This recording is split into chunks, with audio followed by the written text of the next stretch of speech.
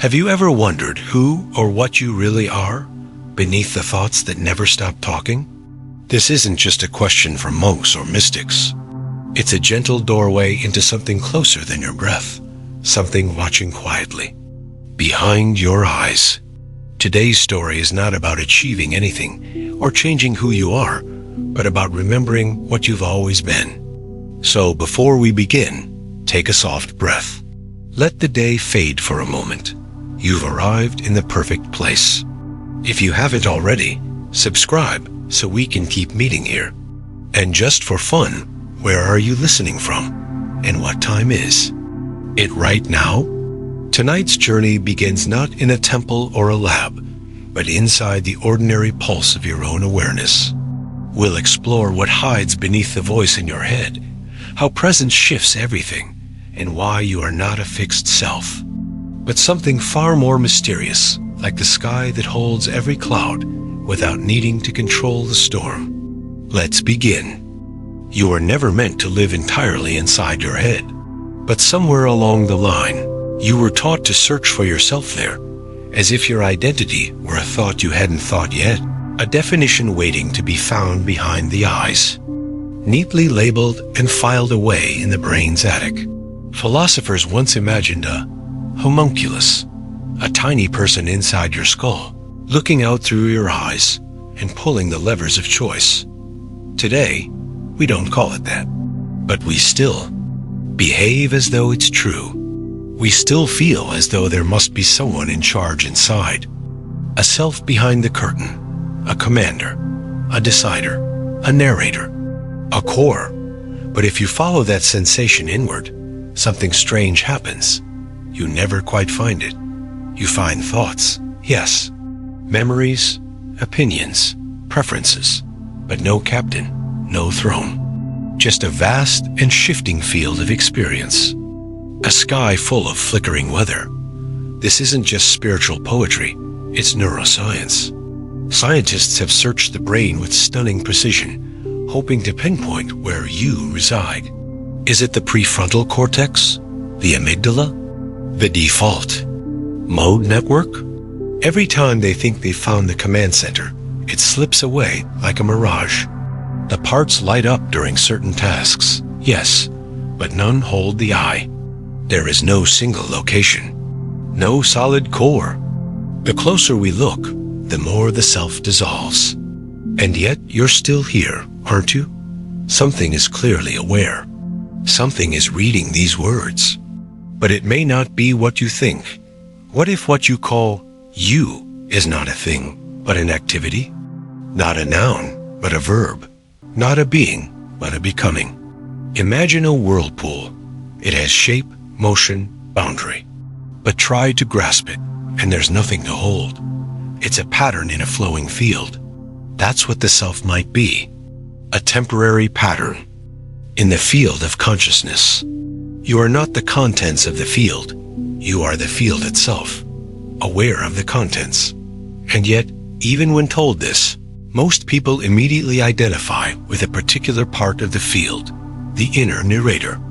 You know the one. It's the voice that starts talking the moment you wake up and doesn't stop until you fall asleep. And even then, it sometimes talks in your dreams. It explains, analyzes, worries, justifies, narrates. It tells you what just happened and what it means. It projects into the future and replays the past. It is clever, familiar, persuasive, and completely made up. This voice is not you. It is content within you. It is a layer of interpretation, not the raw truth. But because it speaks with such authority, we rarely question it. We assume its stories are reality itself.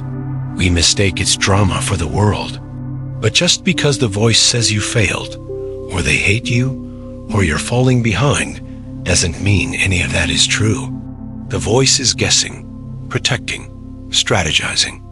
It is the psychological immune system trying to prepare you for danger. It is the evolutionary echo of survival instincts once necessary in a wild and uncertain world. But now, in the quiet moments of your modern life, it often creates more fear than it protects you from. And here's the twist. It's not even consistent. The inner narrator can contradict itself in a matter of moments. It tells you to take a risk, then scolds you for being reckless. It tells you to speak up, then shauns you for being too loud. 1 minute it exalts you, the next it condemns you. And still we keep listening, hoping it will finally settle on something clear and true. Truth doesn't speak in noise. It lives in silence. Beneath the narrator is the one who hears it, the witness, the presence, the silent field in which the voice arises. This witness is not a character in the story. It's the light by which the story is seen. It is not loud, but it is constant. It never reacts, but it always notices. It doesn't care if you're right or wrong, winning or losing. It simply observes, patient as the sky, open as space. Most of us have felt glimpses of this. Moments when the chatter fades and something still and vast remains. Perhaps while watching the ocean, or lying under stars, or holding someone's hand as they fall asleep. These moments aren't just poetic, they're real. They are not escapes from reality, but doorways into it. They show us what is always here, beneath the performance of personality. The challenge is remembering. The inner narrator wants to pull us back, constantly. It says, that's not practical, or that's just spiritual fluff. It wants a job, a story, a label. It doesn't want to be dissolved. It wants to be promoted. But you can start to notice it with soft awareness. You can catch the voice mid-sentence and smile gently at its attempt to keep you safe. You can watch the thought rise and fall like a ripple in a pond without needing to ride it all the way to shore. This doesn't mean thoughts are bad. Thoughts are tools, necessary, beautiful, even. But they're not the whole picture. The mind is like a skilled narrator who forgot they're not the main character. It is time to gently hand the microphone back to awareness itself. Let's try something simple. Notice what it feels like to be here, right now, before the next thought comes. Not what you're thinking, but what it feels like to exist. That soft hum of aliveness, that quiet presence behind your eyes. That's not the narrator. That's you, not the personality, not the preferences, but the field in which they arise. You are not the movie. You are the screen. You are not the music. You are the silence that holds it. You are not the wave. You are the ocean dot. And here's something even stranger. This awareness you're resting in this field, behind your thoughts, it's not personal. It doesn't belong to you in the way a sweater or a memory does. It is not a product of your brain. Your brain is more like a tuner, a receiver, a lens that focuses a larger field into local perception. Like a radio doesn't generate music, but allows it through. The brain does not create consciousness, it filters it. And that means something wild. The awareness behind your eyes is the same awareness behind mine, and behind the monk in Nepal, and the child in Lagos, and the stranger across from you on the bus. The stories are different. The thoughts, languages, emotions, cultures wildly varied. But the witnessing field? It is one. That's not poetry. That's physics. That's mysticism. That's something you can feel if you pause long enough to notice. You might now be wondering, if that's true, why don't I always feel it? Because the signal gets jammed. Not by malice, but by noise. Noise from the narrator, from the expectations, from the emotional echoes of past experiences, from the subconscious programs we downloaded before we even had language. These loops run on autopilot, coloring each new moment with the paint of the old. They tell you what to expect before you even look. But the witness isn't fooled. The witness is still here, watching without distortion, always available, never gone.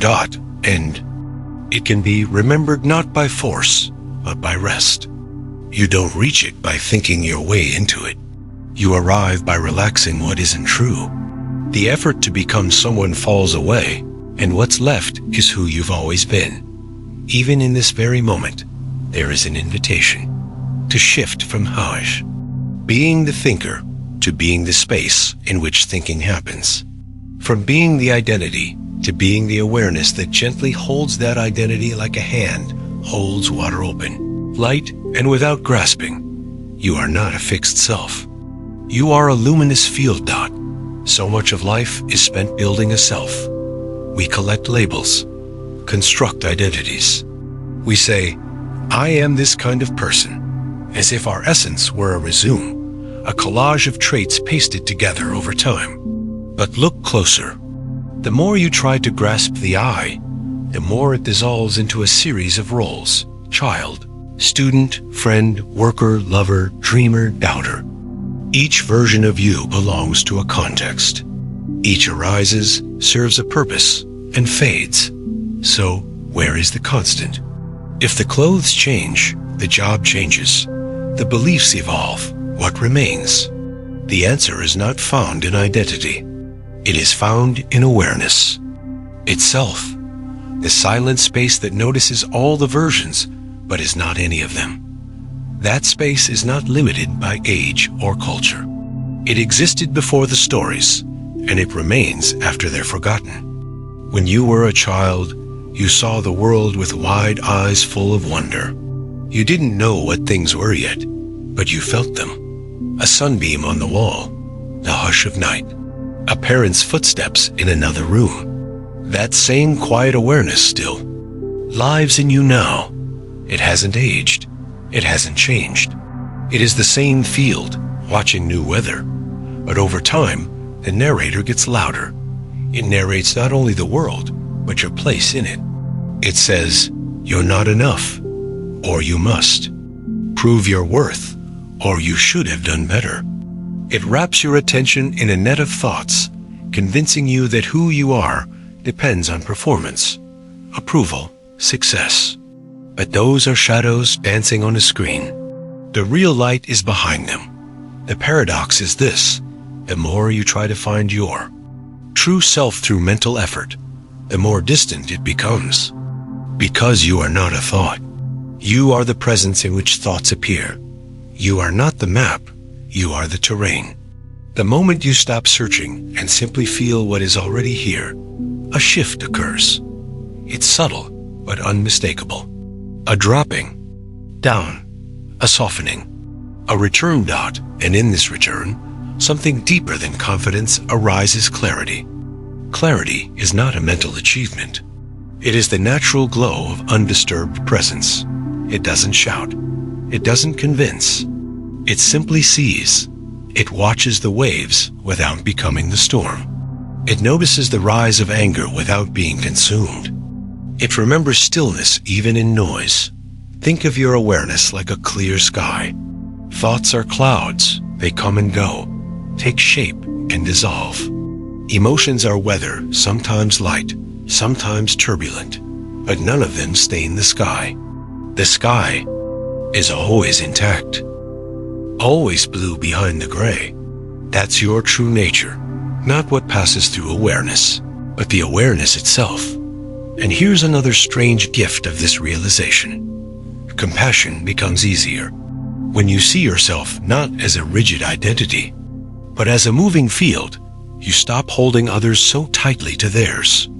You see that everyone is improvising. Everyone is acting from unseen patterns, old wounds, forgotten stories. You stop demanding perfection from people who are still learning how to be human, including yourself. From this place, forgiveness flows more freely, not as an act of virtue, but as a return to sanity. You realize that holding on to resentment is like gripping a burning coal, hoping the other person gets hurt. You let it go, not for them, but for your own peace. Even time softens here. You no longer feel trapped by the past or obsessed with the future. You recognize that memory is a story told in the present, that the future is only ever imagined now, and that the only place life truly exists is here. This breath, this moment. this noticing. When you live from this awareness, you begin to trust the unfolding, not because you know what will happen, but because you no longer need to. You are rooted in something deeper than prediction. You are grounded in presence itself. That doesn't mean you become passive. It means your actions arise from clarity, not compulsion. From intention, not fear, creativity blossoms here. Because you are no longer creating to prove something. You are creating to express something that was always waiting inside you. The pressure to impress dissolves. The joy of offering takes its place. You become the flute through which something ancient and beautiful plays its song god, and then even ordinary moments begin to shimmer. Washing dishes, folding clothes, walking to your car. These are no longer tasks to get through, but portals into presence. You feel the warmth of water, the texture of fabric, the sound of your feet on concrete. And through these small doors, you return again and again to yourself, not as a thought, but as the vastness in which all thought moves. Sometimes the mind will resist this. It will say, "This is boring." It will seek distraction. That's okay. Let it. The mind is like a puppy, eager, noisy, full of energy. But you are not the puppy. You are the one holding the leash dot, and sometimes the resistance comes not as noise, but as fear. A subtle fear that if you let go of control, you'll fall apart. That if you stop identifying with the narrator, you'll disappear. But you won't disappear. You'll dissolve into something wider, something kinder, something true. The void that people fear when they let go of ego is not empty. It is rich, alive, full of possibilities that were previously drowned out by noise. It is not absence, it is potential. Not death but birth, you can taste. This even now. Just for a moment, notice what is aware of these words. Not the words themselves, but the space in which they are received. That noticing is awareness. It needs no permission. It asks for nothing. It waits for no achievement. It is already complete. You don't have to earn it. You are it.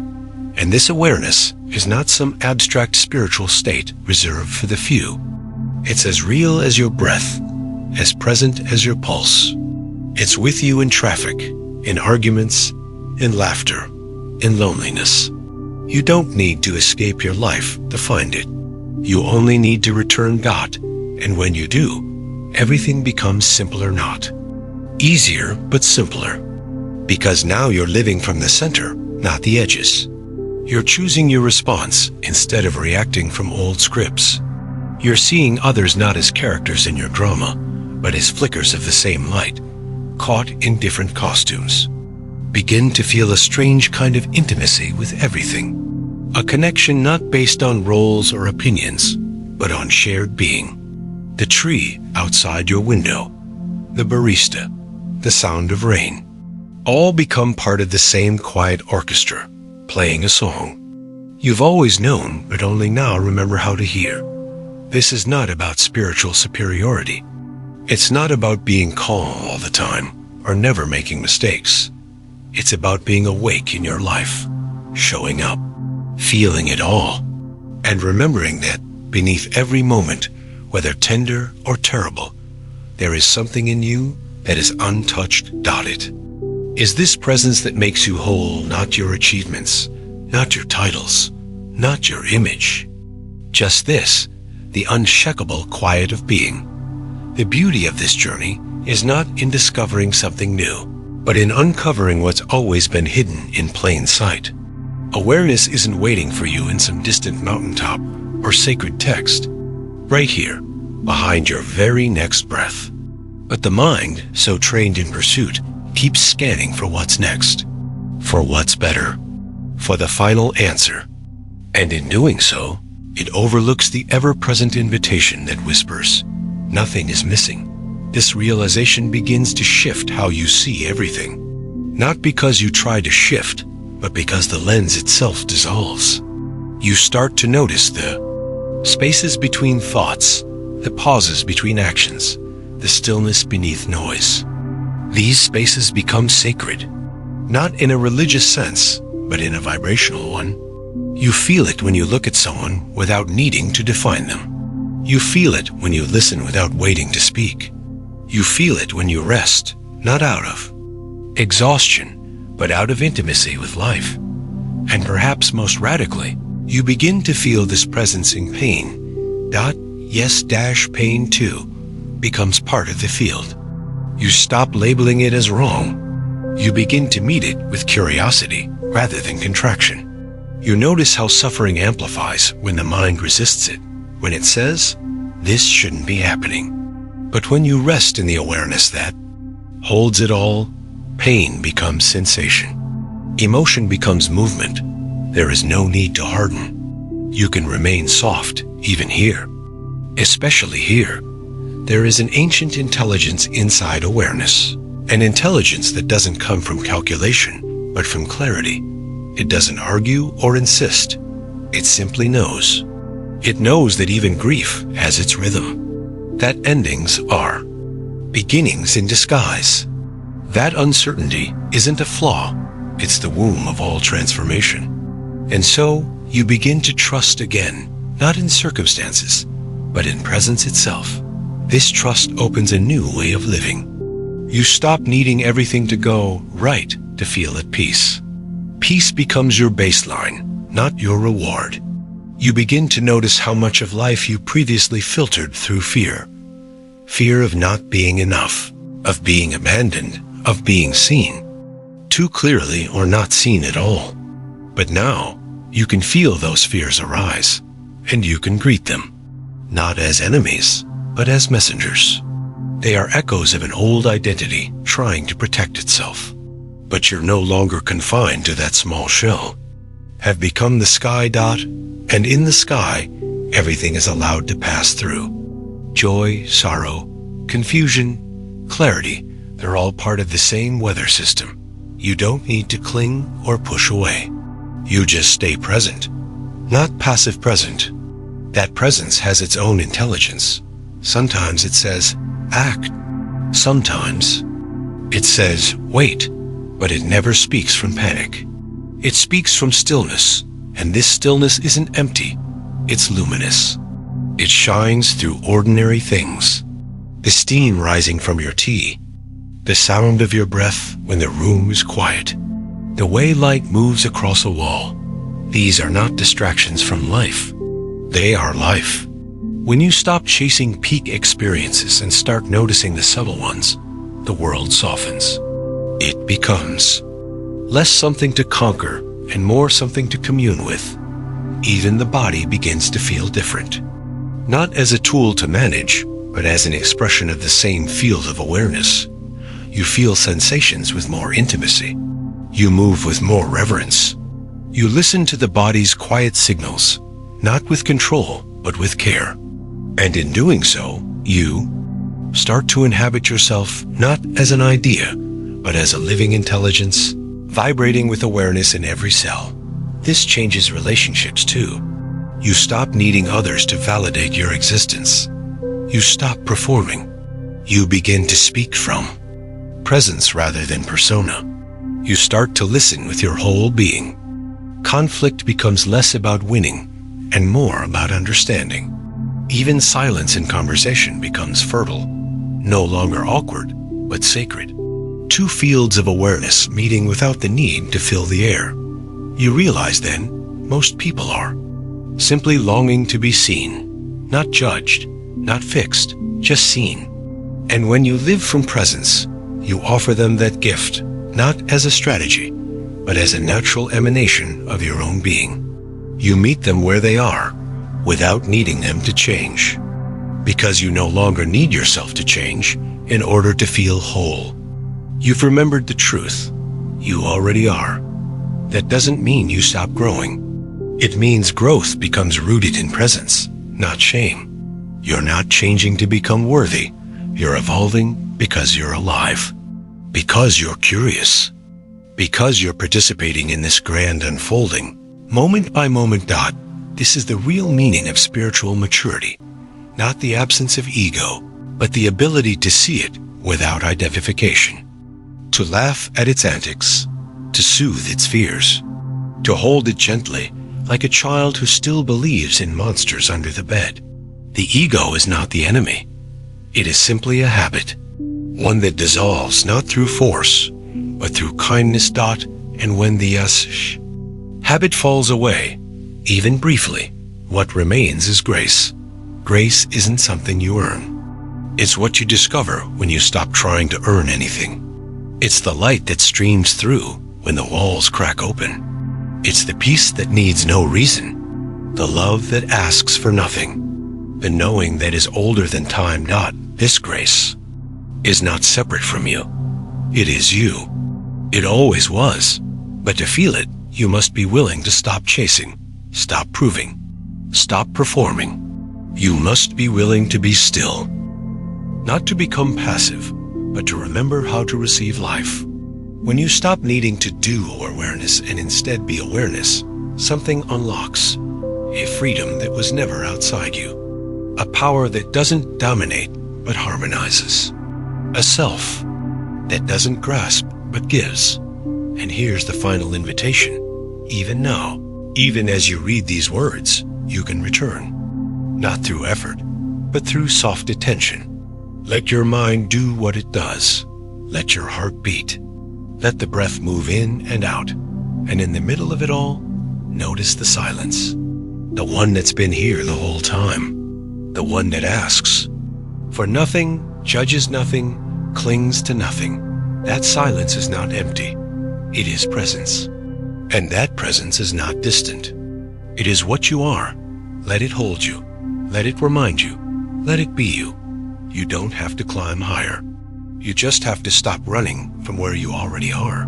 This may be the quietest truth, but also the most radical, because for most of your life, the world has told you otherwise. It told you to improve, to hustle, to upgrade yourself like a device, to build a better self-image, to chase goals until you become someone worthy of rest. But awareness pure presence has no checklist. It doesn't need polishing. It only needs remembering. And this remembering doesn't come with fireworks. It arrives like dew, like the way morning light touches a windowsill without needing to be noticed. This is not the grand arrival the ego imagines. It's the soft realization that what you are trying to become, you already are, beneath the noise. Because here's the secret. The one who was seeking presence was presence all along. The idea of a separate seeker dissolves into the field of being. And suddenly, the idea of progress becomes gentler. You stop needing to become better. You just need to become quieter. And in the quiet, there is already wholeness. You may wonder if awareness is always here. Why do I forget it? Because forgetting is part of remembering. Just like the inhale needs the exhale, forgetting sharpens the sweetness of returning. You forget so you can fall in love with remembering again. You leave the center only to rediscover how sacred it is. This rhythm isn't failure. It's the breath of awakening. Even the forgetting is witnessed. Even the most entangled thoughts are noticed by something deeper. That noticing presence is never gone. It watches your moments of doubt without judging them. It sees your mental spirals, but doesn't get dizzy. It is still, even when your life feels like a storm. And that stillness is not fragile. It is the deepest form of strength. This strength has no edge. It does not need to defend. It does not bark or bristle. It doesn't argue. It allows. And in allowing, it liberates. You start to realize that your emotions don't need to be suppressed. They need to be seen. That your wounds don't need to be fixed. They need to be held. That your thoughts don't need to be conquered. They just need space to move through. You don't have to become thoughtless to become peaceful. You only need to stop believing every thought that appears, because not every thought is true. Not every feeling is a prophecy. Not every story is worth repeating. And when you learn to sit with them, without fusing with them, they soften. They pass, Like birds across a sky they do not own, and you remain, not hardened, not detached, but open, rooted. Awake. In this openness, life becomes more vivid, not because you gain something new, but because the veils of judgment drop. You stop needing to interpret every moment. You let the moment be. And in that simplicity, presence rushes in. Even the mundane becomes miraculous. Your hands under warm water, the sound of rustling leaves, a stranger's smile. None of it needs commentary. The mind may still speak, but you no longer live in its words.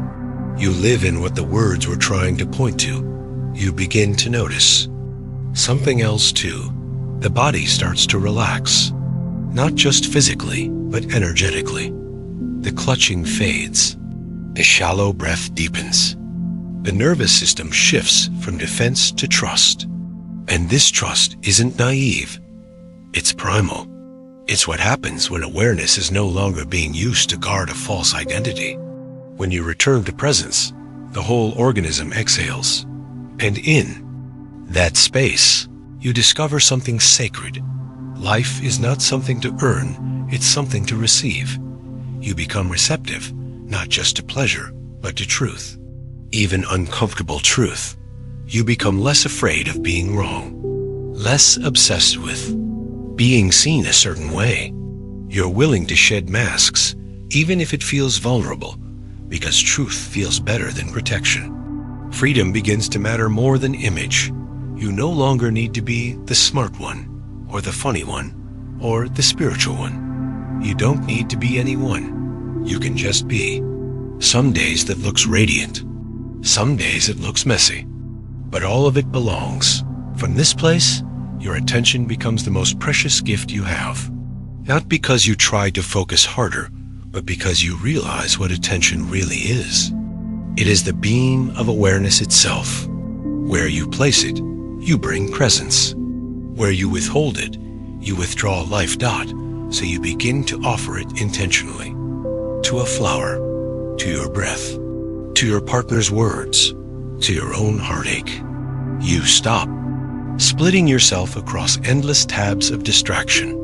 You close the mental browsers. You arrive. An arrival becomes your practice. You stop chasing peak states. You stop clinging to high vibes or avoiding low ones. You let go of the idea that spirituality is about feeling good all the time. It's not. It's about feeling fully without being consumed. It's about turning toward every sensation with the same gentle presence. Joy, grief, numbness, wonder, they all become invitations to return to what's real. You become like the moon, reflecting whatever light arrives, but never losing your shape in the process. And slowly, the grip of shame loosens. You begin to see it for what it is.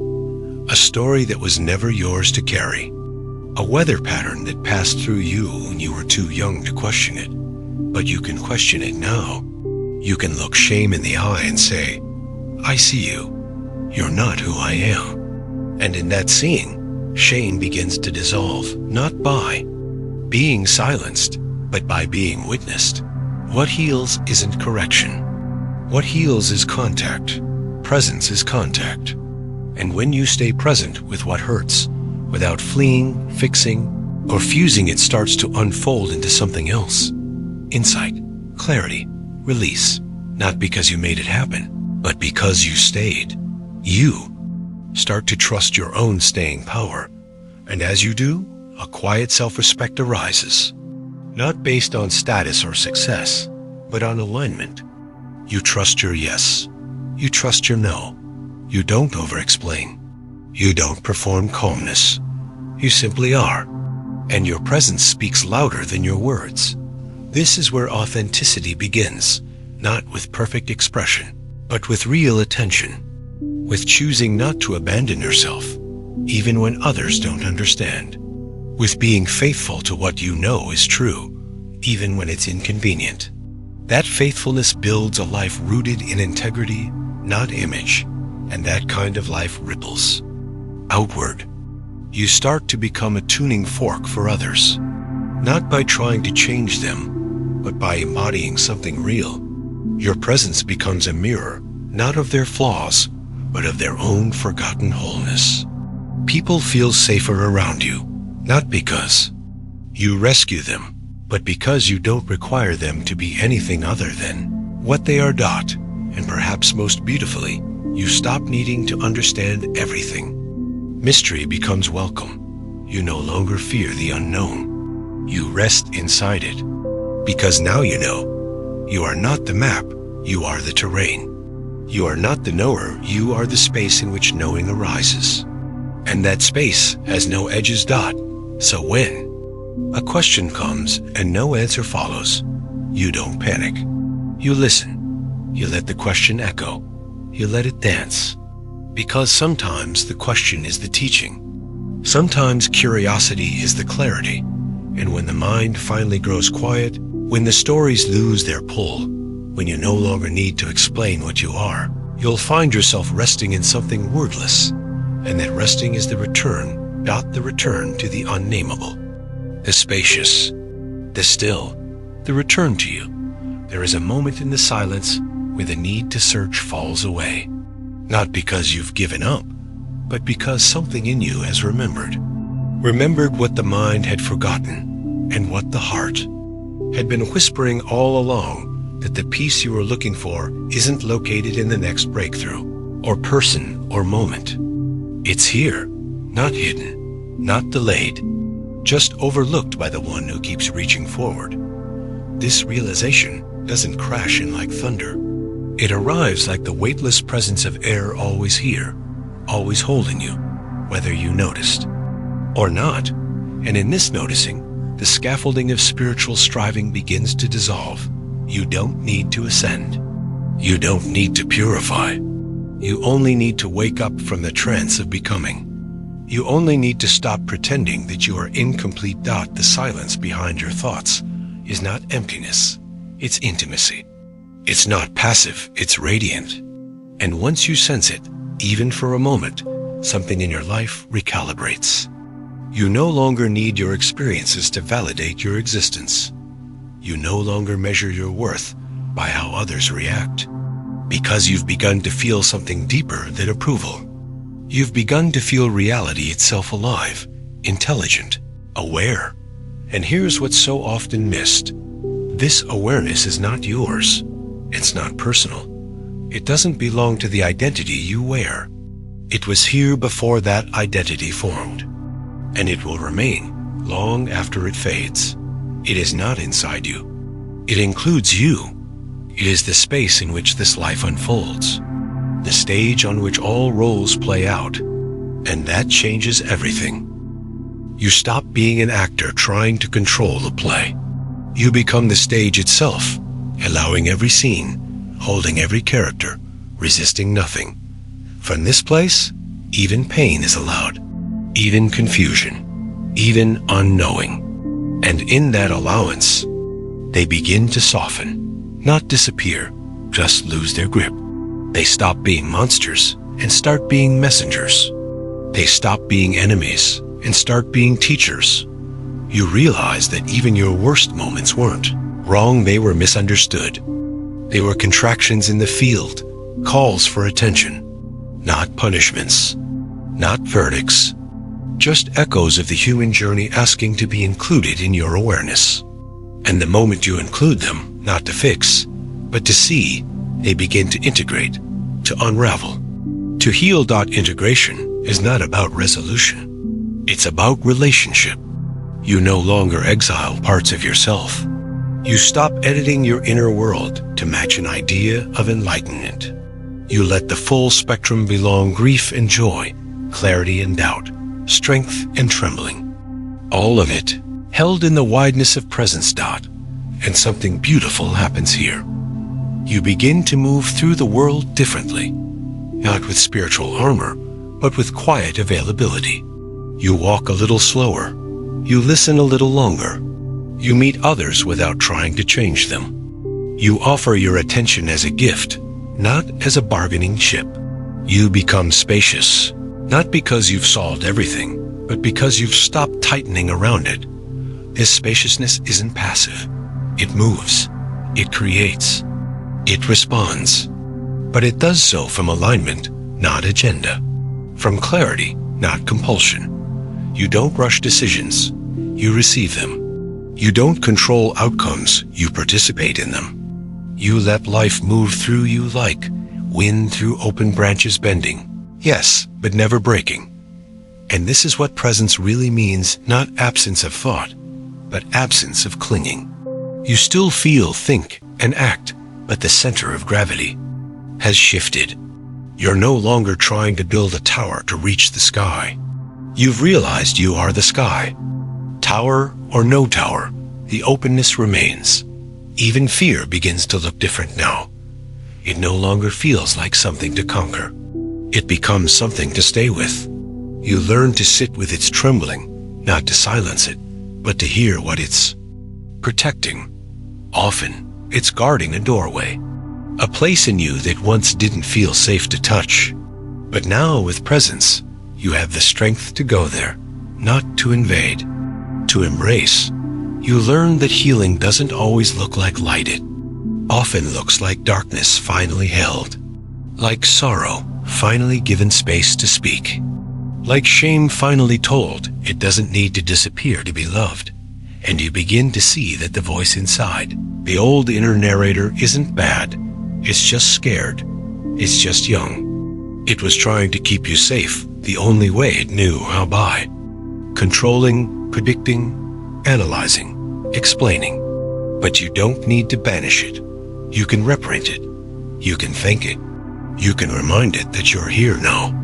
That awareness is wide enough for its worries, but no longer run by them. This is not transcendence. This is intimacy with the self, with others, with life itself. And this intimacy doesn't arrive through effort. It arrives through gentleness, through slowing down enough to notice what has always been waiting.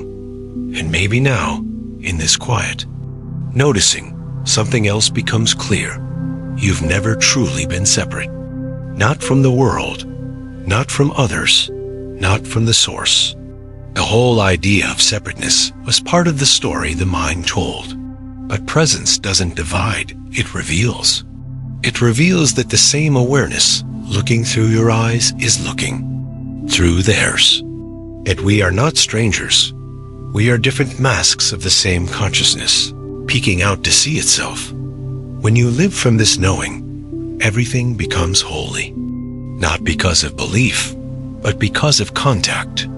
The breeze on your skin, the crumple of a leaf, the sound of breath, the meeting of two eyes. These are not events in a timeline. These are expressions of the timeless. And you are not outside of them. You are them. This is what freedom feels like.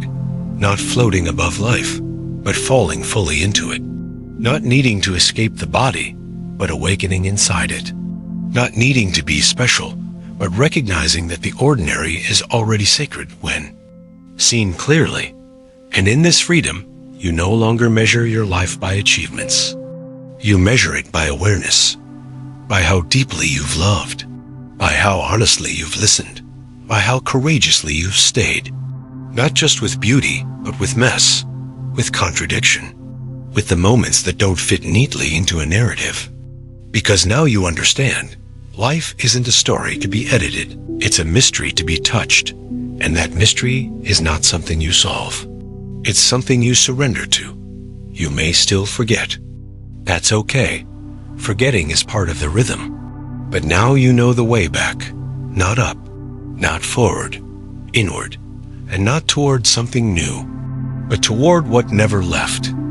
Toward the unnameable presence awareness has no edges, yet the mind keeps drawing lines. It says, this is me, that is you.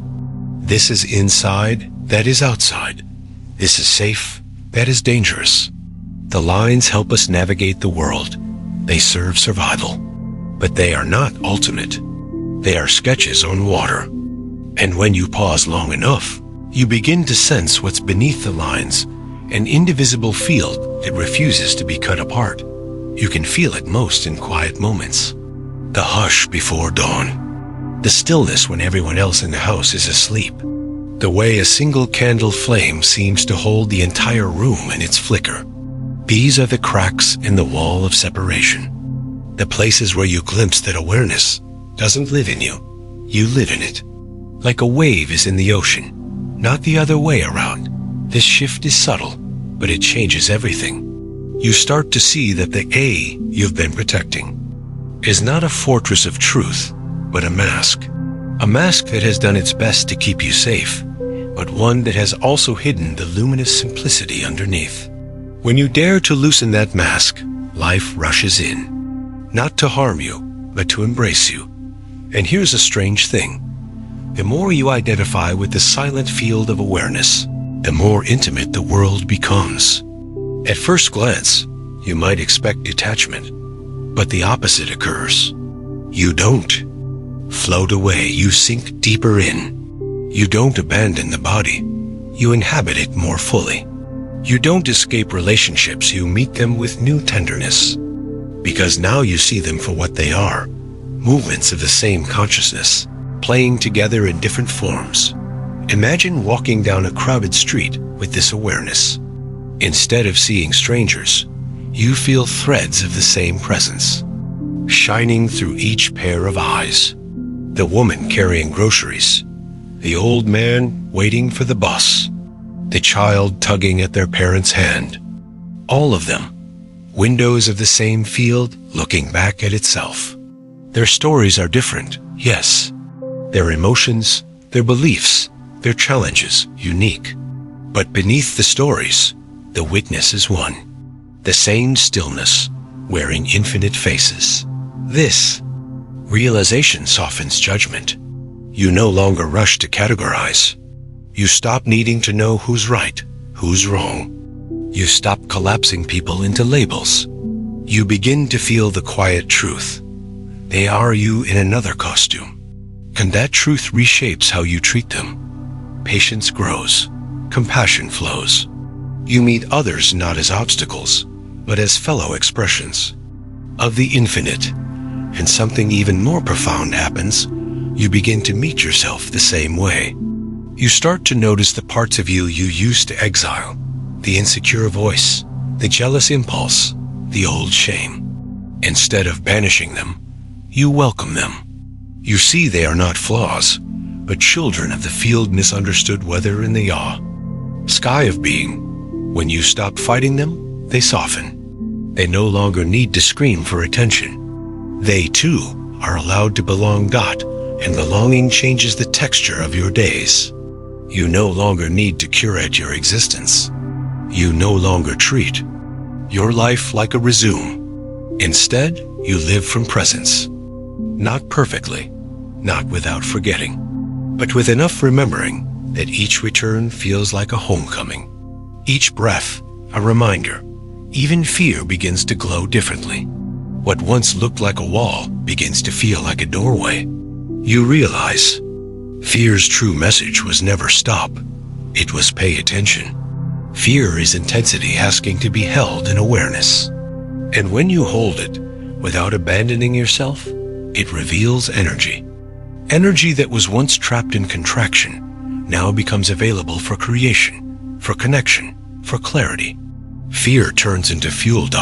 This is why the sages always spoke of surrender. Not surrender as defeat, but surrender as release. Letting go of the grip, loosening the lines, allowing awareness to hold what the ego cannot. And when you practice this surrender, life stops being an endless negotiation. It becomes a flow, a rhythm, a dance between doing and being, giving and receiving, speaking and listening. You notice that even the act of perception itself is miraculous. You hear a bird call, not just as sound, but as existence announcing itself. You see light on water, not just as reflection, but as consciousness shimmering in form. You feel your heartbeat, not just as biology, but as the pulse of awareness. In flesh, the ordinary reveals itself as extraordinary when seen through the lens of presence. And this is perhaps the greatest shift. Spirituality stops being separate from life. It's no longer something you practice in rare moments of meditation or ritual. It's something woven into every gesture. Washing a dish becomes a meditation on clarity.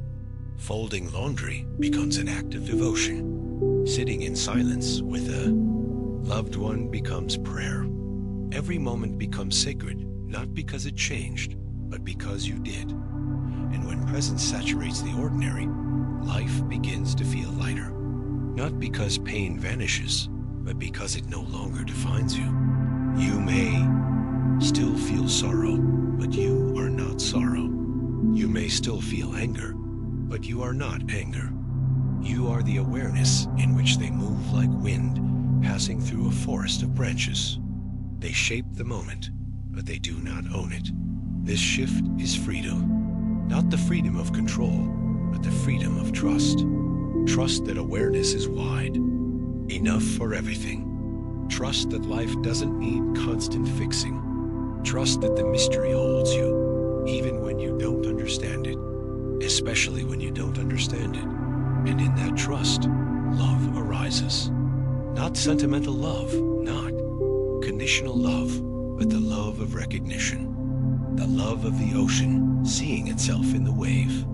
The love of awareness, gazing at awareness through 1,000 mirrors. This love doesn't need words. It doesn't need contracts. It simply is. And when you move from this love, your life becomes a quiet blessing, not because you try to bless others, but because presence itself is blessing not. So here you are sitting inside a paradox.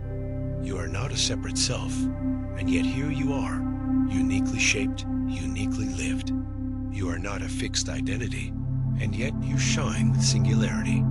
You are not just a body, and yet every sensation sings with sacred aliveness. You are the whole, playing at being a part. You are the stage, dreaming of being the dancer. You are awareness itself, pretending to be a seeker so it could remember what it already has done. And when the pretending softens, what remains is peace. Not peace as absence, but peace as presence. Not peace as victory, but peace as truth. A peace that doesn't depend on what happens next, because it is rooted in what is always here. This peace is you. It always was. That has been here since the beginning, toward the silence that sings, toward the self beyond the mirror of mind. And so we arrive at the quiet end of this journey, only to see that it was never truly a journey at all, but a remembering and unveiling of what has always been with you, beneath the voices, beneath the striving, beneath the endless mirrors of mind. You were never the storm, but the sky that held it. Never the story, but the silence in which every chapter unfolded. Never the seeker, but the light of awareness itself, patiently waiting for your return.